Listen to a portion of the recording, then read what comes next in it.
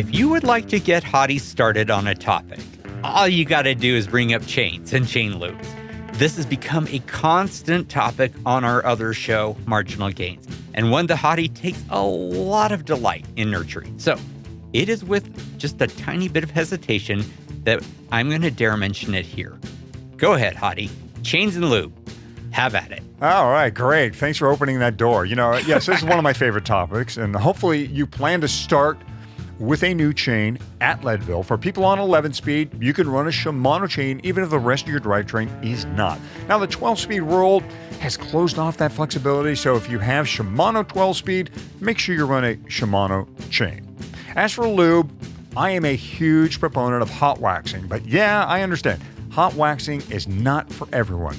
Whatever lube you do go with in the end, it is best to strip the chain of its factory grease. The Shimano factory grease is great for packing and preserving a chain, but grease attracts dirt, and at Leadville, there will be a lot of dirt. Yes, there will. I will say, as of yesterday, I have in fact begun using a waxed XTR chain, and it is without question the best feeling drivetrain I have ever experienced. Now, 98% of that comes down to the quality of the parts from Shimano. The chain, the cassette, the chainring, the bottom brackets, the cranks, the pedals, all of that. But the final 2% is noticeable, and I now have the quietest drivetrain I have ever had in my life. It's like I'm a cycling ninja. The stuff needed to clean and lube your chain, you will have to find somewhere else. But for the best chains and drivetrains in the biz, it's Shimano, especially that Dura-Ace XTR chain. Check out all of the Shimano replacement parts at bike.shimano.com. And thanks Shimano for being the title sponsor of this show. 3, 2, 1.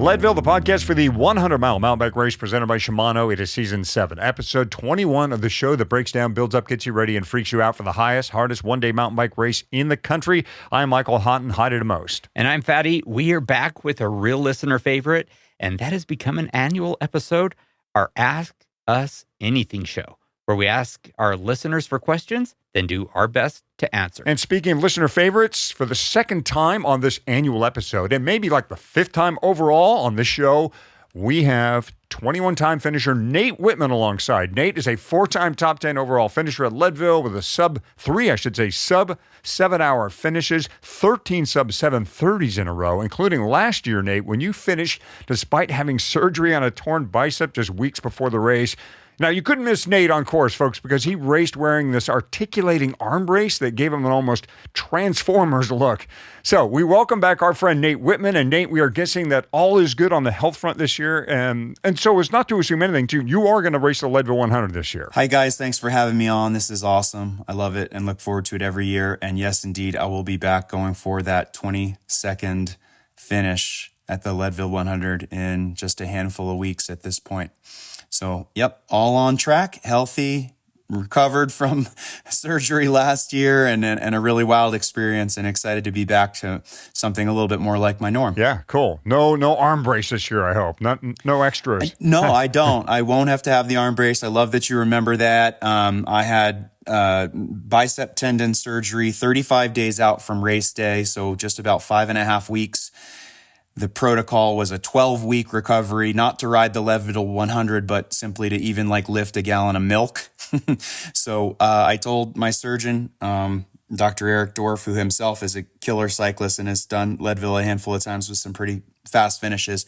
I said, I know you'll tell me I can't do it, and I won't tell you I'm going to, but I won't tell you I won't. And he said, I won't tell you not to. And off we went. And one way or another, I ended up on the finish line with that brace. But nope, I'm strong. I'm ready to go. I did have to wear that brace in through the rest of the summer and fall season last year, but feeling really good. Glad that you are doing better, and really pretty inspirational that you were able to do it last year at all. We've received a ton of questions, so let's get to them. The first couple have to do with changes to the course and crew rules. Hottie and I have, of course, already shared a lot of our thoughts, but we're interested in yours, Nate. So, your crew plan for this year, what is it and has it changed? God, I have employed what you so eloquently call the zone defense strategy for most of the past, I wouldn't even know, 10, 12, 15 years. So I've always utilized that to kind of minimize the risk of running through an aid station with no help or missing, someone gets delayed in traffic. It's only in the last week or so here, knowing we were going to be recording this pod, that I really focused in on it. And I'll say it's a lot to get me to listen to the podcast 2 or 3 times over and read the athlete guide, but I've done that and I've tried to hone in on it. As far as crew strategy, I guess it's too early to tell whether I'll do anything too much differently. I'll continue to employ the zone defense with multiple folks at multiple locations. And really what I'm trying to do is just minimize, the chance that I miss a feed, that I don't have aid where I'm expecting it. And the risk there is, I think, in having crew members trying to move around the course too much. And each year that gets more and more and more challenging. So, a lot of what seems to have been designed by the race organization seems to be to take that into account. And I will tell you, there's a temptation now going 21, 22 years. We've been doing this a long time. The race has grown. There's more people. There's more crew. There's more athletes. There's certainly a temptation to kind of think back and wish, why can't it just be like the good old days? But I will say I want to give credit to the race director and the race organization and Lifetime for all the thought and pre-planning that they put into it. And I do think that it is very necessary. And it's a privilege that we all get to come out here and do this race every year. And if something were to go wrong, an accident, a vehicle to athlete incident, you name it, it really could put this whole experience in jeopardy. So things have to change as we go. There's a lot of good that's come of the growth in the race, and any change to kind of typical prior year protocol, it's just, we got to flow with it and make the most of it. It's going to be a learning year for all of us, and you're right. I mean, ultimately, what people have to remember is the reason all these changes are being made with the shuttles and outward bound and all that is in the name of safety. I mean, Lifetime is trying to get in front of any potential problem that could happen. They've seen the red flags out there, and they just want to stop it before it does happen.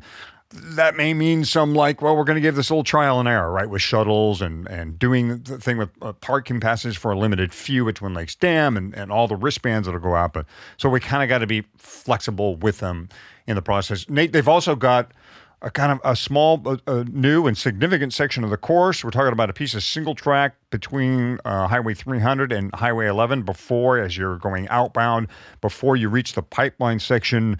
None of us, no one that I can know of or have heard of has seen that piece yet, as we record here in late June. So I guess I'll just ask you in general, do you like the idea of more single track, or do you like a wide open, faster course?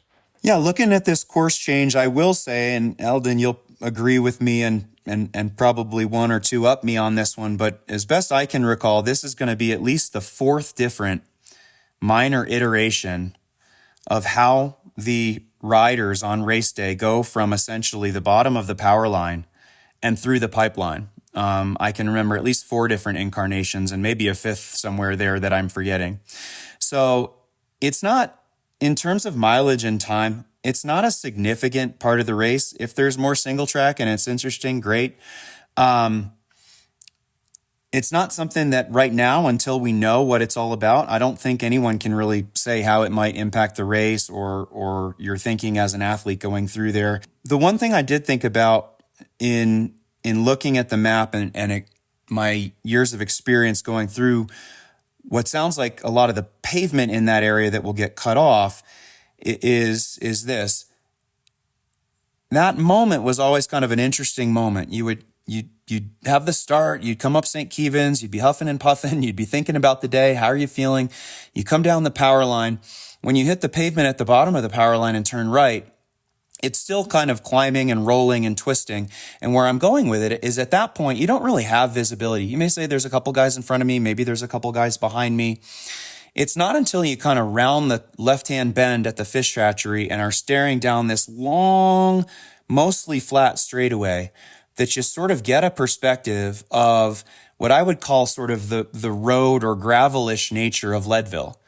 You might be riding in a line of 6 athletes, you might look and see something half a mile up the road, a line of 12. You might glance over your left shoulder and see, gosh, there's 7 guys behind.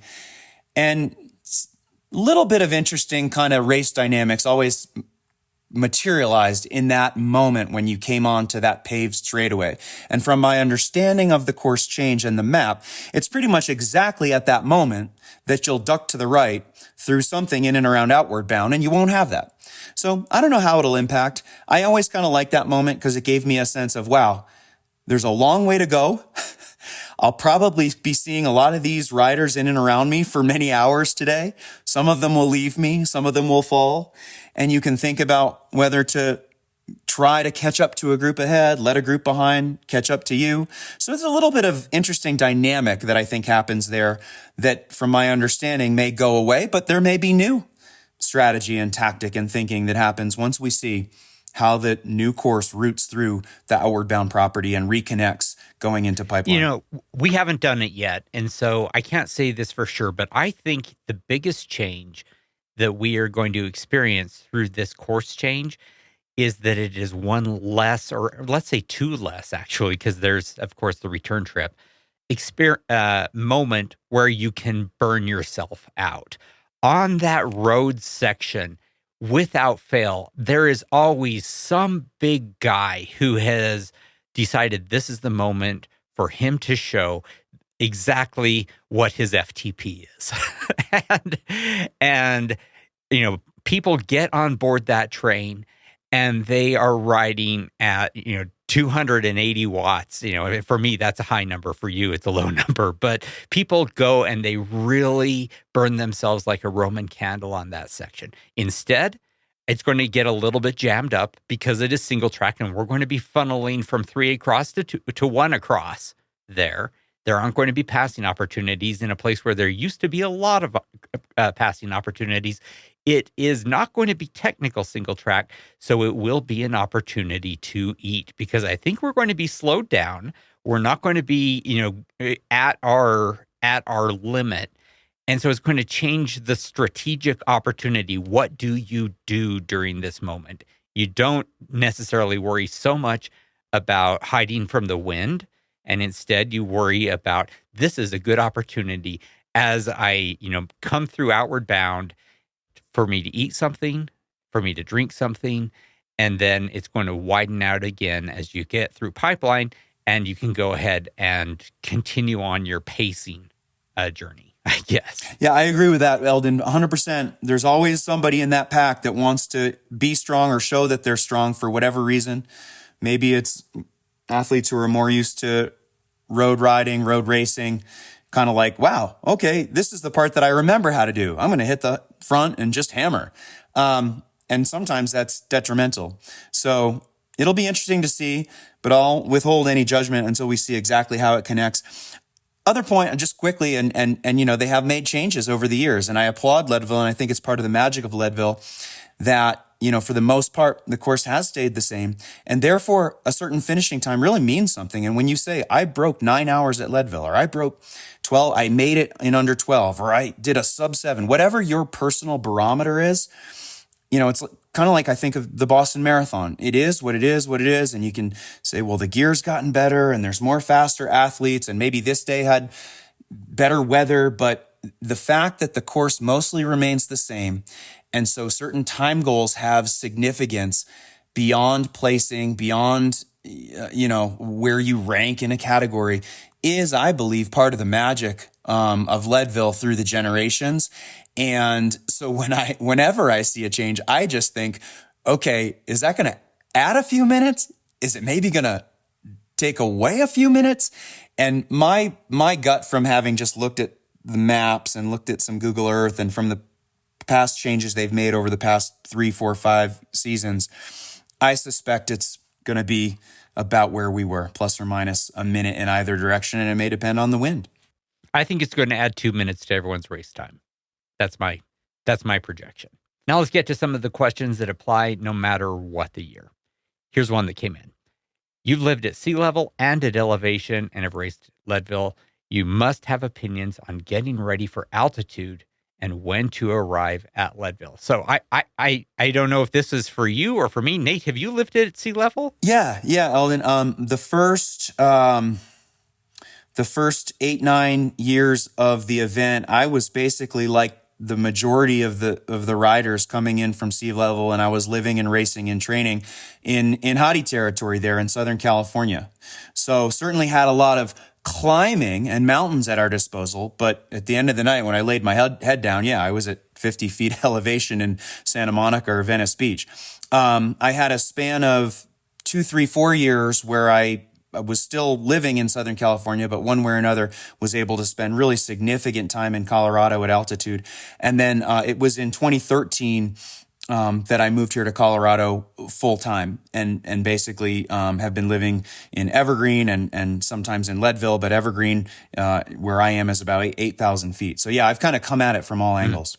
Okay, so when do you think is a good time? When is a bad time? Let's talk specifically to our friends who live at low elevation to come to Colorado, to come to Leadville and start to acclimate. Well, I think, the conventional wisdom, and I can't say I completely disagree. The conventional wisdom sort of says that, if you don't have the flexibility to get out, maybe something like 2 weeks or more ahead of time, that you may be better off to kind of wait till the last minute, so to speak, right? Like there's that kind of killer zone of, well, you get out 5 or 6 days ahead. It's not really enough time to let your body acclimatize to the elevation or make any physiological changes. And so for the most part, you're just spending more time potentially being uncomfortable, getting worse sleep, kind of living in a state that you're not used to. So I can kind of consider that to be the conventional wisdom.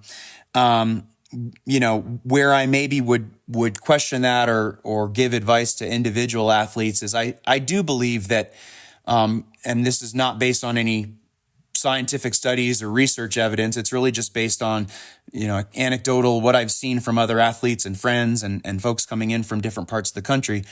I do think that if you're well trained, if you're coming in quite fit and you're somewhat of an experienced racer, and you haven't had experience in the past to tell you that you don't deal well with altitude, then I actually do think a window as short as, 6, 7, 8 days could be beneficial for certain athletes. I would say that what I've done, the majority of my Leadville journey, was come to Leadville is with the PTO that I have, the personal time off, as we say in corporate jargon. That generally meant coming in on Thursday, racing on Saturday. As far as I can tell, that is like the worst way that you can do it. And I was always fine. I think that we maybe get a little bit in too much of a twist about this. People come in when they can come in, and they do the race as well as they can. Some of us, some limited number of us do way better than expected at elevation. I happen to be kind of lucky that way, maybe because I grew up at elevation. Keegan, well, he's a completely, that's a completely different case. But some folks don't do well at all with elevation. It's pretty hard to tell, like you say. If you have the money and you don't have a lot of responsibilities and you can afford to come in for a couple of weeks, do. Otherwise, I would say come in on Thursday or Friday, enjoy the town for a day, pick up your race packet, and then do the race. You're probably going to be okay. Be as fit as you can be. Do the race as best as you can.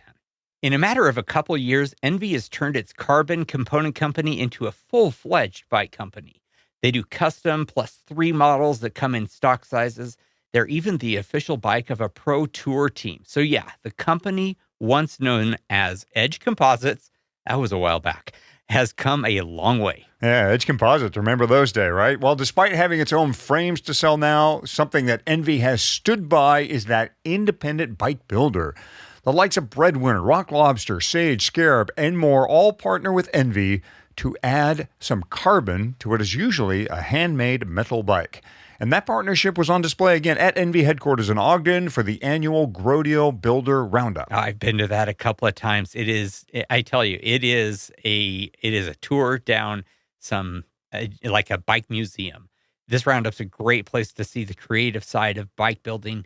The builders are bringing something to the market that the big guys or even medium-sized guys like Envy simply can't. Innovative frame designs with NV components serve a supporting role, and the relationship, of course, goes both ways. We've heard many small builders say that they choose NV because its carbon components match what they are trying to get out of their custom build. So look for that Grodio Gallery in Envy's Instagram feed or on its website at enve.com. All right, here's a great question about neutral aid from Dave, not Dave Matthews, but Dave Matthew. Most of us... No relation. Right, no relation here at all. Most of the race events he says he has attended are either self-supported or have a limited neutral aid. When you say, meaning us, the podcast, that the neutral aid stations are amazing, what does that mean exactly? He asked specifically, can I stop and unsling my U-Sweep pack, open up the bladder, and then someone pours in water, all while I'm standing over my bike? And finally, he asked, do they do bottle hand-ups or do I have to self-serve at the bottle station? A lot there. Let's answer the last question first because it's easy. They do not do bottle hand-ups. They will refill the bottle that you have. The first question, can you stop, unsling your hydration pack, and open up the bladder and they pour in the water? Yes, they will do it right there. You don't even have to, totally swing a leg back over the bike. The way he describes it is actually key because if you just hand them the pack and expect them to somehow interpret how your pack works when there's a million out there on the market and the way that they open is hugely varied. It's like some have 10,000 zippers and some have none at all. You can't expect that. But if you can get the opening, they will pour they will pour mix or water into it for you. Yeah. This is not like the old full-service gas station days there, Dave. You're going to probably have to get out and help yourself a little bit or expect to, especially if there's like a lot of traffic at the neutral aid station. You're coming in with other riders who are also looking for neutral aid. But the volunteers there are great. I've ridden with people who have relied on neutral aid. I watched them go in. They got great service. You can send drop bags, usually to neutral aid. Just make sure you label everything so it's easy for you to find, or sometimes a volunteer can help you find your bag. So, yes, they will help you as much as they can, but also expect to help yourself once you reach neutral aid. Here's another one from Dave. This is a good one for you too, Nate. He's from Dallas. He's not a big fan of riding in the cold. So what is a good strategy for keeping warm after you throw your jacket to your family? It probably means at the start line and during that first leg of race. So Nate, how do we stay warm as we're bombing out of town there and it starts reaching around the freezing mark? That's a smart question, and I've attempted a lot of different things over the years. I think it's important. Two things are important to remember. It's important to remember that period of being cold and descending in those early morning temperatures in terms of time elapsed is pretty short. I'm going to say it's between 15 minutes to probably no more than 20 minutes from the starting line to the bottom of St. Kevin's, at which point you will be working hard and you will generate a lot of warmth. So I do tend to think that a fair number of people may be tempted to overdress at the start because it can be cold. It's either cold or really cold. A warm year at the start for Leadville, right, Eldon, is a warm year would be like 40, 42 degrees at the start. And there will be times when it might be down to 32 or 34 and you're descending with wind. So what can you do about it? The thing that will really bother me is if my feet and my hands get cold. And so I have used overgloves from time to time. I've tried toe covers and taken them off later. I've tried just about everything to keep hands and toes warm. Not only because it's just bothersome to be cold, but I find that like my muscles sort of seize up and my grip seizes up and even my shifting. If my hands are too cold, I'm having trouble shifting. So those are the things that I have tried in the past. I don't know if you've tried anything different, Eldon, or if you would say different, but I would be warning not to overdress. Yeah, I pack. And I'm not talking about on morning of, but I'm talking about for my trip to Leadville. I pack for basically as if I could be racing the Iditarod, all the way to as if I'm going to be racing in Arizona, right? I mean, I bring everything for everything. It has been a while since I've started the race wearing anything but, bibs, short sleeve jersey, arm warmers, and I like a very lightweight, full fingered glove that I will then generally about the time that I hit pipeline, I pull down the arm warmers. And at some point, I'm going to remove those during the day. But that is more or less it. I see people wearing more, but man, I tell you, when you hit that St. Kevin's climb and your heart rate goes through the roof, whatever cold you were experiencing during that first 15 to 20 minutes of the day, as you described, Nate, for me, it is more or less gone, and I don't feel it the rest of the day. I dress to basically tolerate the cold for the first 20 minutes so that I don't have to deal with too much sweat and heat for the rest of the race. Yeah. Folks are going to have to really think about this even more so about what they're wearing at the start line, like just what they're standing around in. You usually see a lot of puffy jackets and sweatpants on and so forth, because this may be the year where you send your crews off early and all your personnel is just headed out of town before you even leave the start line. So it's going to require a lot of thought, I think, as far as what you actually want to be wearing on the start line and then what you want to be wearing as you ride away to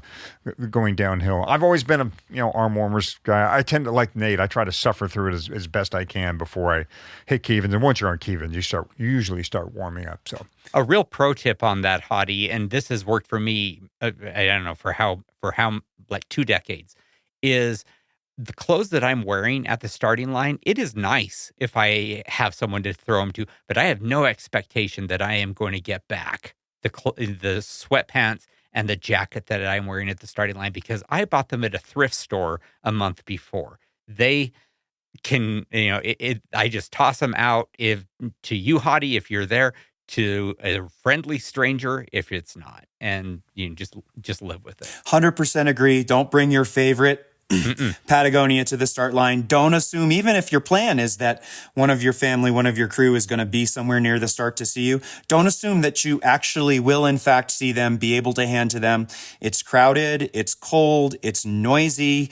There are barricades in places that walkers may not expect. I think that's a great tip. Bring something that you're okay with if it never shows back up. And that's coming from someone who did actually lose a really nice Patagonia puffy one year and it never came back. Oh, no. We'll start a GoFundMe page for Nate in a Patagonia jacket. That's too bad to hear. Hey, so after all our talk about DNA cycling, speaking of clothing, we hope you at least are thinking about doing a custom kit. If you have done one and used DNA, then thank you. Fatty and I have talked a bunch about how easy it is. From design to delivery, DNA handles all the heavy lifting. Yep, and here are another couple reasons to go with DNA for a custom kit. First, 70. 70 is the number of different product variations covering all cycling disciplines that can be customized. Essentially, most of what you see in the DNA store as far as jersey and bib type can be done custom. Not to mention the accessories that can also receive that personal touch. The other number is 10 or fewer. If you are thinking you need a big club or a race team or something like that to get a custom order going with DNA, not so. DNA can do orders as small as 10. And if that number 10 is still too many, reach out because DNA will work with you on orders even smaller. So yeah, after all we've learned and talked about when it comes to DNA, there is still more.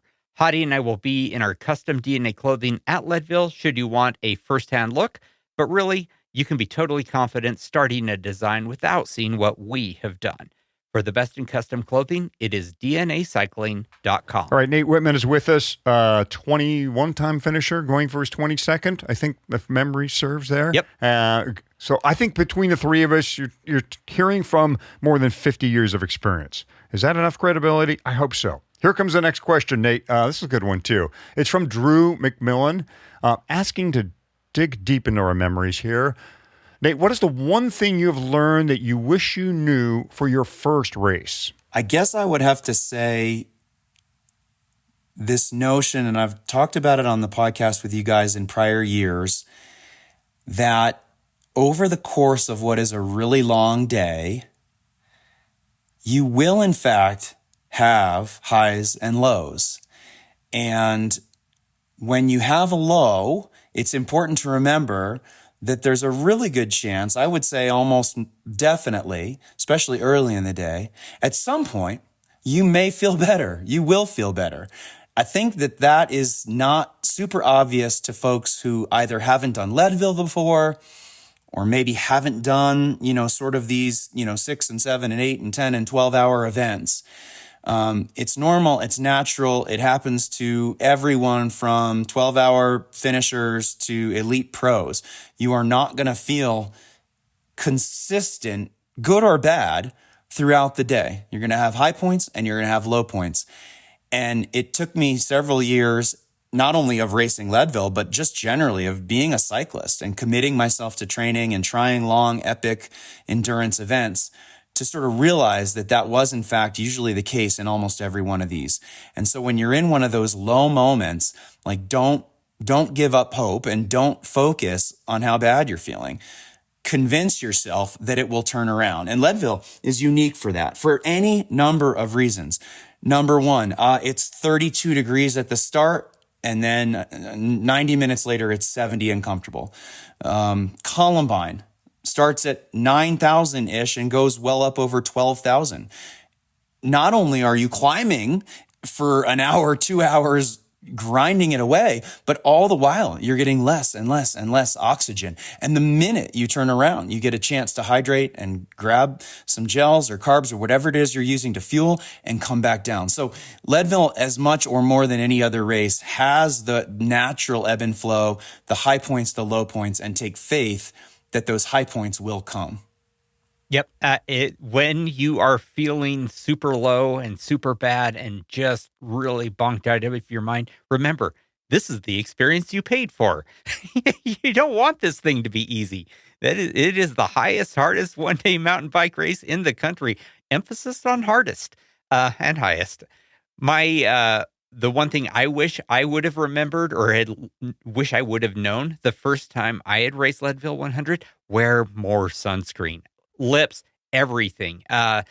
It's rare that you are up that high, and most of us are not prepared for how bad you can get sunburn. If you are a little bit bald, like me, make sure you sunscreen the top of your head. Oh man, I was so badly sunburned after my first Leadville 100. I think for me, and in fact, up to the last days before the race, and it was Nate Whitman that kind of reminded me of this, mine would have been, you don't need to ride in training as much as you think to, and obviously you don't need to do any 100-mile rides before the Leadville 100. I came into my first, I had been riding so much, tons, and up to 20 hours a week, which is just ridiculous. That's just crazy. I weighed just nothing. I looked terrible. I looked like a skeleton. It was ridiculous. And even when I showed up in Leadville and showed up at Nate's front door to pick up my bike because I'd shipped it there, I told Nate what my plans were to pre-ride the course a little bit, and he looked back at me with this stare like, what? He even said to me, Hottie, what are you doing? Like, you don't need to go out and do that. The hay's in the barn. Go for it. Just get to the line and have a good day. Now, I ignored him, and I went out and rode Keevens and Power Line and all the rest anyhow. And I finished, but, I left a lot of time out on course. So you don't need to ride as much as you think you do. I think the Smart Trainer and some of these AI-style training programs are helping with that because they're making, your time on the bike and your work and your workouts more efficient. So you're not having to log these 20-hour weeks like I was trying to do, but you don't have to ride as much as you think you do to get ready for Leadville. You're dumber than you think you are, and you can ride less than you think you need to. Yes. It sounds familiar, doesn't it? Okay, here's a pair of related questions I'm very interested in your take on, Nate. This one comes from Adam Aguilar. Where should you burn matches, and where shouldn't you? And before you answer that, here's a related one from John Owen. I've often heard that pacing is crucial in a race. Man, that's been a theme this season. Is it possible to be too conservative with pacing? If so, what can one do about it? I want to ensure that by the end of the race, I've given 100%, not 90%. This is awesome. And thank you guys for prepping me with a couple notes on these. And in the last couple days, and even this morning, I actually was riding out on course. I was thinking about this one. And I'll give a bit of a intentionally snarky answer. But here's my thought about when and where to burn matches. I would say that the vast majority of athletes who ride Leadville 100 should strive to not burn any matches. How's that for a hot take? No, I love this. Explain why. Yeah. If you are an athlete that should be burning matches, you wouldn't be asking the question of when and where you should burn matches. So it's another way of saying, I think it is only really the super competitive, the elite, top of the field, people going for sort of pro level finishes, sub 7 times, lots of racing experience, who should even be thinking about that as a thing. I did a little bit of quick math and map and file checking. So a rider who finishes in the 10.5-hour range, let's just call that sort of like middle of the pack, average finish, 10.5, 11 hours. You will get through Twin Lakes Dam in something like 3 hours and 15 minutes. You will have covered 40 miles and you will have covered 4,000 feet of climbing, by the way, all at between 9 and 11,000 plus feet of elevation. So think about the idea of quote unquote burning a match during that time frame. If you said to someone, hey, you're going to do a cross-country mountain bike race in Austin, Texas, or in Phoenix, and it's going to be almost 3.5 hours, 4,000 feet of climbing, you would think to yourself, I'm going to be dusted at the end of that. But at Leadville, at the end of that, you got to keep going. So there's not a lot of room to burn these matches. And the times when you think you might want to quote unquote burn a match, I'll think about this. We talked about it earlier with the course change and the pavement. Maybe you think, God, I'm hanging here and I see a group of what look like 8 really strong riders. They've got to only be a quarter mile up the road. I'm going to crush it and get up to them. And then I can ride that pace line all the way over to the dam. It sounds really tempting, but the actual like net time game of a move like that versus easing off and maybe letting a group from behind catch up to you, I don't know, a couple minutes. The time lost 5 hours later going up the power line, exhausted and having burned these early matches, it could be 20 minutes, 30 minutes off the bike, walking, pushing. So I would go conservative there. On the pacing, I would say the same thing. I would say if you were to find yourself at the finish line of Leadville thinking, God, I left a little bit of gas in the tank, the real reality is probably you paced it just about right. And if you'd gone harder at any point, you wouldn't be feeling so good. I love what you said, and actually, like 99% agree with you. I'm going to add a couple of things. For the first 78 miles of the race, you should be actively protecting your matches, right? That is, as you are doing everything, including the Columbine climb, you should be thinking about, am I about to set a match on fire? And if so, the answer is back off a bit because it is not helping you to do so. When you start doing the power line climb, there is nothing in the world that can stop you from igniting some matches. There just isn't. If you manage to stay on your bike, you are burning matches. If you aren't on your bike during that first half mile and you get back on your bike, you are burning matches. There just isn't a way to avoid it.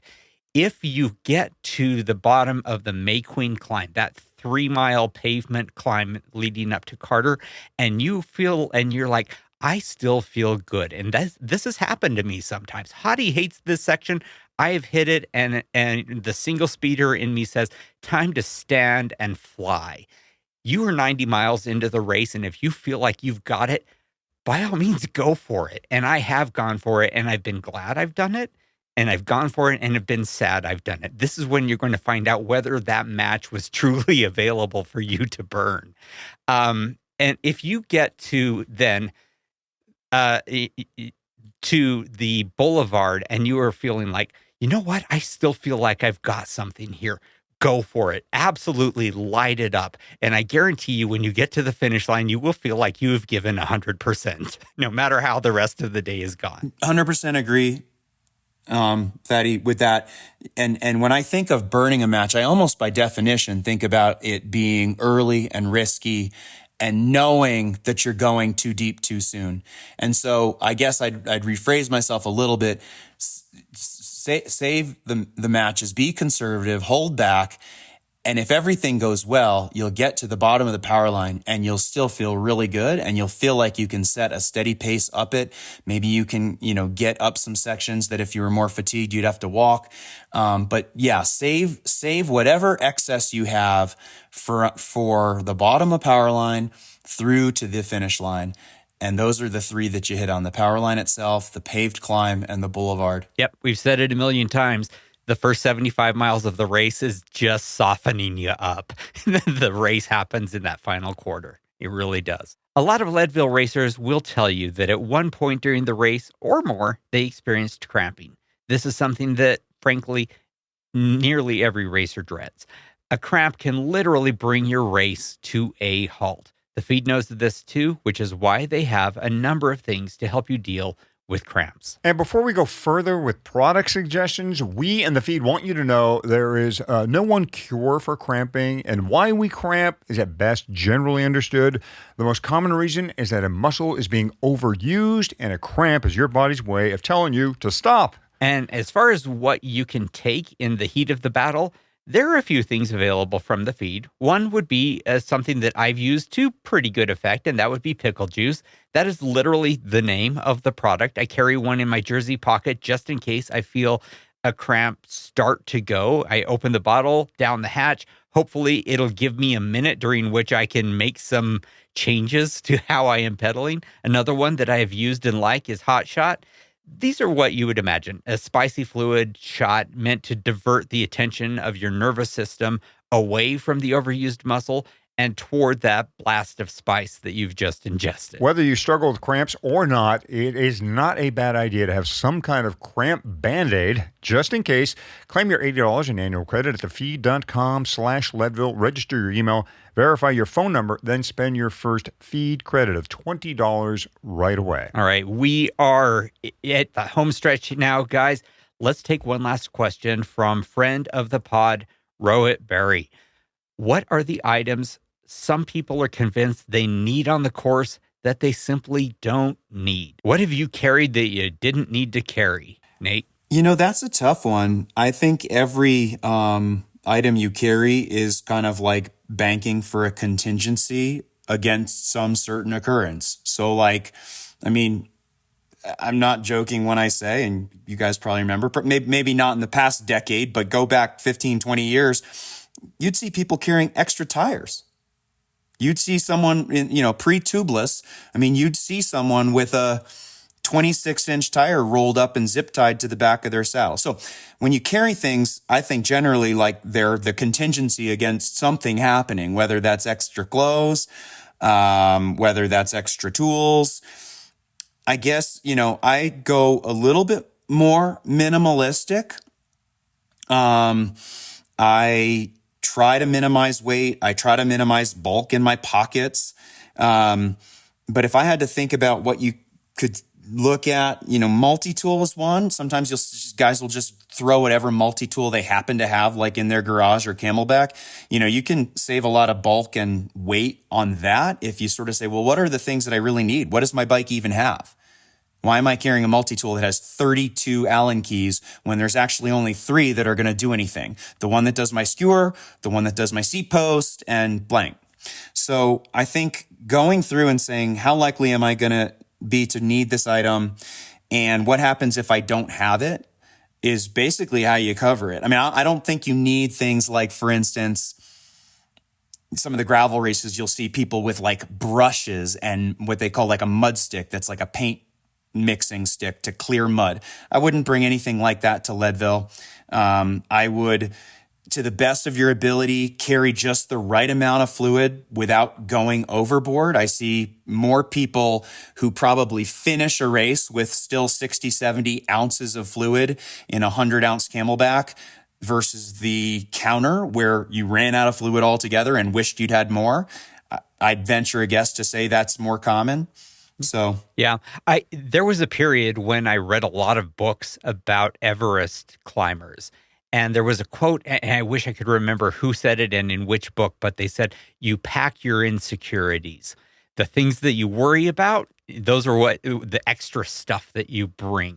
I think that is also true in this race to a degree, right? There are things you need. Remember, you are never more than 25 miles away from an aid station in this race. Never. And I think that number might actually be closer to 15 at this point, thanks to the Carter aid station now. But you're just never very far away from help. Put stuff in your drop bags, things that you need. If you're like, okay, you probably don't need to carry 3 tubes. Carry 2. Sure, that's fine. The one thing I would say that I have done and that I've seen a lot of people do is too much fluid. You brought that up, Nate. I see at the starting line people with a full Camelback and 2 bottles, and that is a lot to carry up Kevins, up a Sugarloaf, and all the way, in fact, down Power Line. It's that heaviness that affects your downhilling too. So I would say check how much water you actually need to get you to the next aid station and carry that much. That's a great one too to track during your training. One of the tricks I like to do in training and even races, earlier there was a question about the neutral support and I didn't chime in. I haven't used neutral support here at Leadville. I don't know ever, but I've certainly done lots of events with neutral support, a lot of the gravel events. And so one of the things I'll do is track exactly how much fluid I went through. And if I'm using, typically I use some type of like a gel or a goo for a lot of my carb intake. I'll keep one pocket full of all the dead wrappers. And I literally will at the end, whether it's back at the car or I get home, I'll count them out and say, what did I do? How many did I carry? And how many could I actually get through? And so keep track of it. And, another great trick is when you go through the prior year's results for Leadville, it's pretty easy to see the time splits of what a certain pace took to get from A to B to C. So go in and say, gosh, if I think I'm an 11-hour finisher, go into the results, pick 5 random people who finished around 11 hours, look at their splits and do the math and create a little spreadsheet cheat sheet. And you might see, God, it took those people only 55 minutes to go from pipeline to the dam. I'm making it up, but that might actually be an okay number. How much extra fluid do I need in that 55 minutes? Because I'm going to be able to get more, whether it's my crew or neutral crew. I will not die of dehydration and lack of fluid availability out here. It's not, it's not the Sahara Desert. It's a race course with lots of crew, lots of family, and lots of aid stations. It is worth bearing in mind that the distance isn't what's important, but rather the amount of time and the temperature, right? So when I start the race, I am doing it generally for the first 40 miles with about a bottle and a half. That's how much I drink because I'm starting cold and there aren't that many climbs in the first 40 miles of the race. Now, that same 40 miles on the way back, I'm drinking, 2 to 3 times that much fluid, right? 3 bottles, 5 bottles, whatever it takes. Remember, it's the amount of time that you're going to be out and the temperature that should impact how much water you are carrying, not just the distance. Mm-hmm. Yeah. Look, it's not the Great Divide mountain bike race, folks. It is the Leadville Trail 100 mountain bike race, and you're going to find a lot of people out there and a lot of stops. I mean, what we could say is what you should carry, right? Especially when it comes to tools and repairs. 1 tube, you don't need 2 tubes. You're going to see crew and neutral aid along the way should you go through more than a tube, right? So 1 tube's going to be enough. Probably tubeless repair, some type of Dynaplug stands has a great dart system, right? You want one of those. A multi-tool, like Nate says, that pretty much accomplishes the main bolts that could go to. So like your shifter bolts, your stem bolts, your seat post clamp. Check all those with whatever multi-tool you have and see if you can go with something smaller.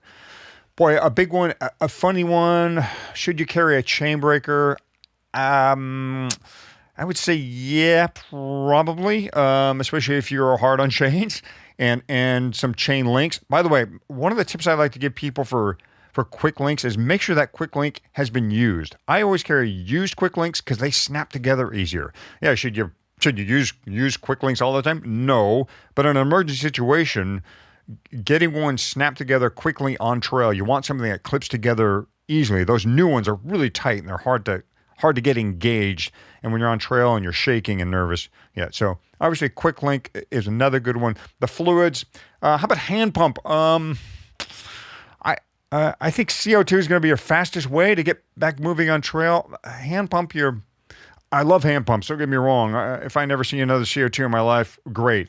But I think you can leave the hand pump at home for this ride. I go the other way on this one, Hottie. It can rattle around, it can fall off. It's harder to work when you're on trail and out of breath. I would do CO2. So I would say one of the only times is during a race like this is going to be CO2 for me. Well, I mean, there's room for differences on that one, right? I no longer own a CO2 adapter. They have failed me too often and in races, whereas I have a Silka Tatico hand pump that has never failed me, and I can inflate stuff pretty dang fast with. So I love it. I'm sold on those. We have hit on this point in prior years. It's all kind of coming back to me, but definitely if you do have a CO2 nozzle inflator, make sure you know how to use it. Man, you wouldn't think there'd be so many variants and complicated ones. I have two that I like. I won't say which, but I would say I have 2 out of 10 that I've tried that I like, and 8 out of 10 that I find confusing. The air leaks out. I can't get it to go. So make sure whatever you're carrying, if you're counting on it, you know how to use it. Don't run into the bike shop the night before and buy something and never use it. And if you have to burn a CO2 or mess around with it, I actually would say the same thing. If you haven't plugged a tire, it's worth finding an old wheel when the tire's ready to go anyway and put a steak knife through it or create a puncture and then see if you can fix it. All right, we want to thank our special guest on the show, Nate Whitman. Nate, we will see you at the start line and hopefully running around Leadville. If people want to walk up to you and ask you questions, I assume that would be okay? Absolutely. I love it. Been doing this a long time. I had no shortage of folks who kind of came to my aid when I was new to Leadville and frankly new as a cyclist, who made all the difference, showed me the way, welcomed me into a training ride, a recon ride, gave me a tip, looked at my gear. And it's great all these years later to kind of be able to pay that back a little bit and provide some guidance. And I love the community. I love the race. That's why we keep coming back. Nate, always a pleasure talking with you. You and I have been doing this race since we were both hunting for a sub 9. You know, I'm still more or less hunting for sub 9s. You are hunting for sub 7s. But, you know, regardless of your speed, man, it is awesome to get together, talk about this race we love. Thanks, Hottie. Thanks, Fatty. You can comment on this show on our webpage, leadville100podcast.com, the show's YouTube channel. Yes, it's on YouTube. It's been on YouTube for about half the season now. Our Slack channel, too, is a great spot to talk about this show and further questions you might have about the race and about how you can prepare for the race, or if you have further questions that might be a follow-up to this show, ask them there. We're happy to jump in and answer them. That channel is at leadville.fm/Slack. Everyone, thanks so much for listening. Good luck in your training, your recovery, and we are going to see you, extremely soon at the starting line.